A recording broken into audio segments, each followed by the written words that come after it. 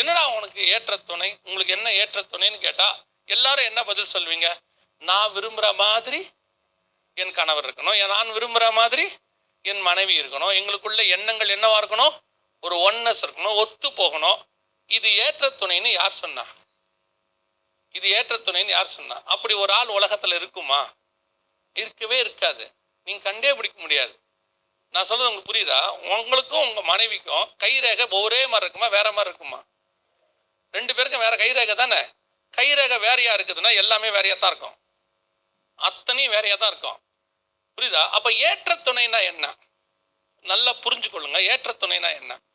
இப்ப நீங்க போய் ஒரு நட்டு வாங்குறீங்க, ஒரு இதை டைட் பண்றதுக்கு. அதுக்கு ஏற்ற துணை என்ன? இன்னொரு நட்டா போல்ட்டா? போல்ட் தானே. போல்ட்டும் நட்டும் சேர்ந்தா தானே ஒரு வேலையை செய்ய முடியும், எதையோ ஒன்று டைட் பண்ண முடியும்.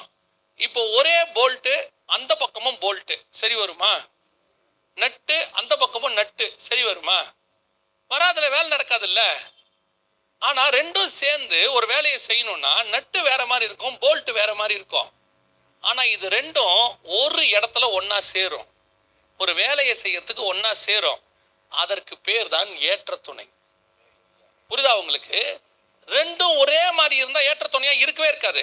ஆண் மாதிரி பெண் இருக்கவே முடியாது. சரீர அமைப்புல இருந்து, சிந்தனையில இருந்து, பேச்சுல இருந்து, பார்வையில இருந்து எல்லாம் மாறும், அத்தனையும் மாறும்.